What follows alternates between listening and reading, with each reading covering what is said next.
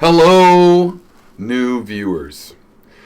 That's what I realized. I need to pay more attention to the new viewers. It turns out there's a lot of people that are just watching your video for the first time, and they don't know your old ideas that you've been talking about all these years because you, in this case me, are a conversational sort of person. So you have the conversation and you start to want to, you understand you've told people certain things. But that's not entirely true, is it? Because there's new people. It turns out there's new people. Now, to all you new people, what this channel is about is I have a bunch of ideas and about how to approach certain things. And I tell you what I think, but also I provide the tools for, figuring out your own ideas, the vehicles to travel in your own direction. You know what I mean? It's like a lot of people that talk about philosophy, politics, anything philosophical. They're giving you a car that's like a self-driving car that just drives to their location. Or a car that only turns right or whatever. Or only turns left, whatever. When I talk about ways to analyze problems, I'm not going to tell you whether you like chocolate more than vanilla or strawberry more than chocolate. It's just going to be a vehicle. You can drive wherever you want, right? So that's the progressive libertarianism. It's a certain set of rules that is based on a belief in progress and a belief in liberty. See John Stuart Mill on liberty. Your freedom to do things that don't bother other people, and a philosophy where it's not just about yourself. You think a libertarian properly thinks everybody should have, optimal liberty. And a progressive is somebody that thinks that two things. One, things aren't as good as they could be, and two, you can actually make things better. Now, some people think things are shitty, but that's as good as they can be. But some people believe in progress. So I believe in progress, and we can have more and more liberty. I don't believe that right-wing libertarians are very good libertarians right now. There is a conservative type of libertarianism, because libertarianism, like skepticism, is actually a framework under which a lot of different ideas can persist, because you can have the liberty to have the kind of ice cream you want. You can have the liberty to buy your favorite kind of pool floaty. There's a lot of different kinds of liberty, and you might want all of them or certain. You're going to optimize it as much as possible, which is where we come from. Anything that's chill enough, you're not hurting anybody else, really. On the other hand, I'm kind of a hardcore libertarian in certain things, like I believe in the right to offend people by what you say and things like that. And the right means that you're not going to go to jail just for that. But then again, you can't be violent, or for that matter, you can't, barge into an elementary school and offend everybody there just because it's your right. So there has to be a negotiation and an understanding of where we will put the limits at any particular time in history, specifically the time our descendants inhabit. Because we're going to inherit the rules from, our grandparents. So, an idea I've talked about for years, it was actually, something, it was the first thing that I argued about with Hythloday. May he rest in peace, non-existence, and so forth. Is the idea of a public government commissary. So this comes, I'll tell you, from my personal perspective, where this idea comes from. And this is an idea that I've concluded when I was mentioning that sometimes I talk about tools for thinking, and these are like vehicles that'll take you where you ever drive them, This is one of those things of, well, here's a destination that I've arrived at, right? So we're separating these kinds of things out, just so you're clear. So I think this would be a really good idea, good jobs program and whatnot. It's good all around, which is to have a government Commissary. You could look this up. There's a thing called the GSA. It's a government procurement organization, and there's thousands of products in their standard catalog. When I was younger and I was a federal employee at NASA, we were able to buy things from the GSA warehouse, and there was literally a big warehouse, and it had all kinds of things. And if you couldn't buy something there, then you had to go out, drive out into San Jose and buy something at Fry's or whatever. But a great deal of things were available. Now, first there were government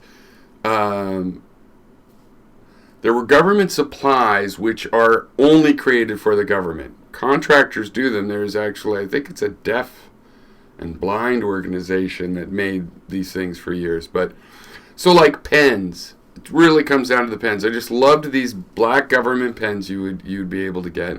I also love these cloth covered notebooks you could get.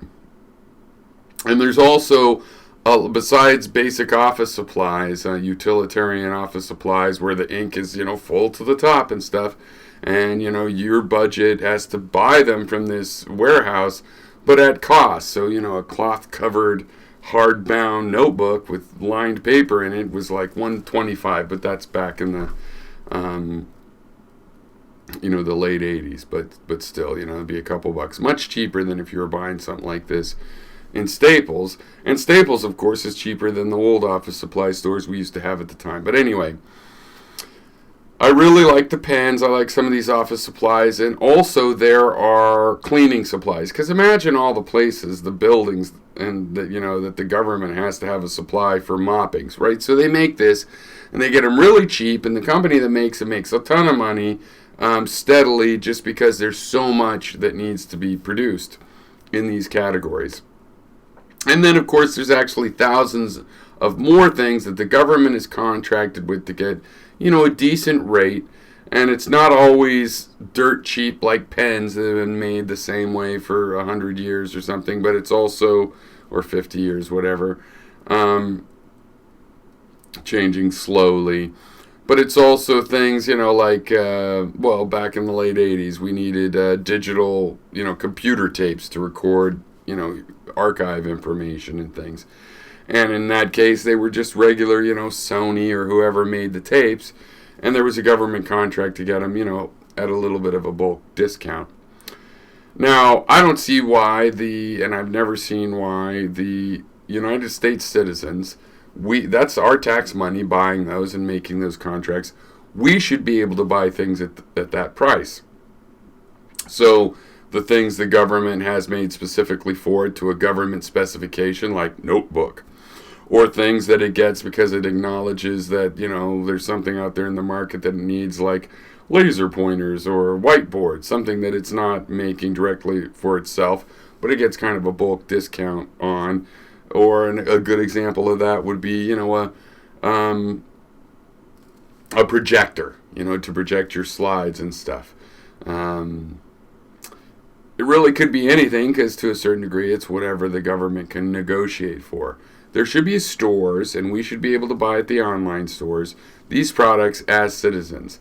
Now, an idea like this would create this government commissary, within 20 or 50 miles from every town, that would be like a government-owned Costco. As far as I know, not with perishable items, but it could have perishable items, whatever. But it's based on these basic home supplies and, maybe Costco type things like tires, whatever the government buys in bulk that individuals might want. So the selection might be limited because the government's decided to buy 3 kinds of tires for 3 different kinds of vehicles. And you either get that or you don't get anything at all. But people would choose to get that. I know I certainly would not go and spend a bunch of money with a flashy color printed box for 5 pens. I'd go buy the government pens that last forever and have dark ink and are up to a specification. And certain people would buy certain products that way.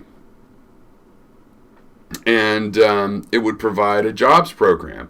This jobs program would pay for itself because the cost of the products is the cost to produce them, plus the cost to get them to the final citizen that's buying them, meaning, it has to pay for the warehouses that it's kept in, and the cash registers, and the people working the cash registers, and the stock people, and really truck drivers. Every kind of worker is involved in this enterprise.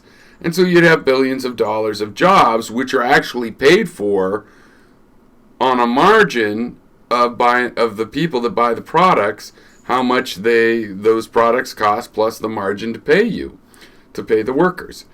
So it would be a huge jobs thing. We would get products cheaper, and it would provide a baseline for capitalists. If you want to sell pens, they have to be compellingly better.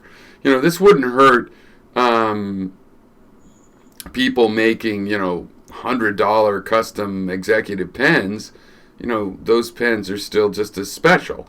It might drive out people that, sell pens for, a few dollars a pack, and there's only this much ink instead of this much ink. Those people might not survive. It would provide a baseline that you had to do better than. Furthermore, if you did also include commodities of basic survival, canned goods, produce, things that you need to make not every kind of dinner, but a dinner that's sufficiently nutritious, or to buy dinners that you just have to heat up and stuff, then retired people, when they retire, part of Social Security could be that we freeze the prices. When you retire at 65, the prices in the commissary get set. So if they go up, you can still buy them. Maybe not gasoline and, everything, but, a gallon of milk or eggs or whatever. Unless something is discontinued as considered not necessary, you could have a set price, which would allow us to not punish senior citizens that have a fixed income through Social Security, to not punish them with inflation. Now, inflation would still happen, and all their luxury goods and traveling on, taking trips on cruise ships as part of their retirement because they saved up, that wouldn't be protected from inflation. But buying basic food, maybe even buying fuel, maybe even, repairing your car, whatever, be a cheaper way to subsidize than just giving cost of living increases. In other words, you would create a sort of a fixed economy for anybody living off of the social safety net in retirement. They would have sort of a sub-economy that was a fixed prices that they could access. Meanwhile, everybody working there is younger people that are being paid at market wages for their jobs. And those market wages are covered by the price of the items. So that's the kind of thing I see as progress. And I also see it as helping liberty to know that you could have all these kind of government supplies, which includes all the Army surplus kind of stuff. So camping, cleaning, office. So I, as a businessman, I don't have to go buy used stuff or find furniture, made in some, for utilitarians instead of the marked up stuff. I could just go and get government issue desks. I pay for how much it costs to create and how much it costs to get to me. So that's the kind of thing that we're talking about here. And any new people, specifically, I'm into debate. I'm into conversation. That's what my channel has been in the last 10 years plus.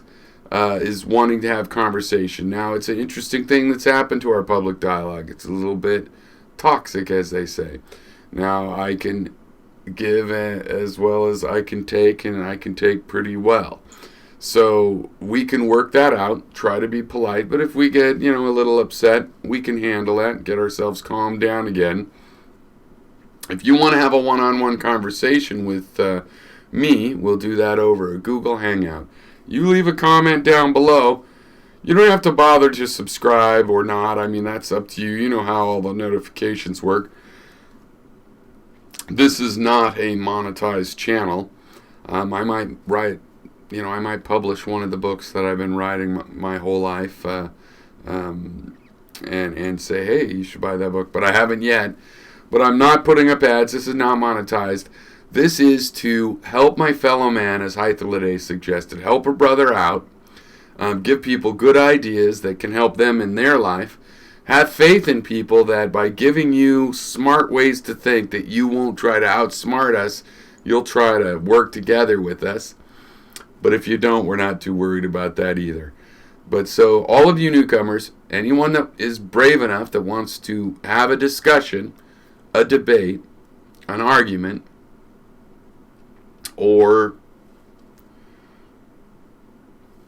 whatever synonym you'd like to use for a conversation live, leave a comment down below and we'll work that out, because that is, why I do this ultimately.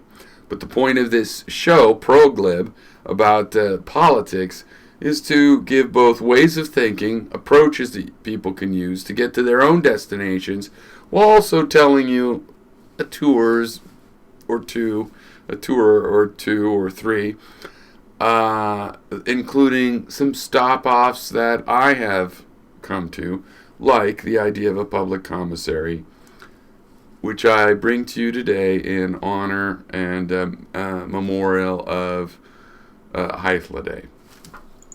All right, let me see what's going on in the chat. Even though this is a low time for getting a chat. There's just too many. King Kush and Jesus Perez. In the middle of the night, all you get is cockroaches. Trump's going to win again, Piero, and there's nothing I can do about it. Well, what do I have to do about it? I'm going to be fine anyway. I mean, if Biden's the nominee, I hope I vote for him. I think Trump is a terrible, terrible person, should not be president, but there's nothing I can do about it. He's either going to win or not. Trump is historic. So was, World War II. The trumpet of the Lord. In 50 years, kids will be studying how he survived an illegal coup. No. Oh, yeah, really? Well, they'll be studying it in FEMA camps, probably. So, anybody, Jesus, you want to have a live debate? Let's do it. Everybody's afraid to debate me now. Oops, sorry, that's not for the new people. New people. Yeah, people are afraid to debate me. I scared them off years ago.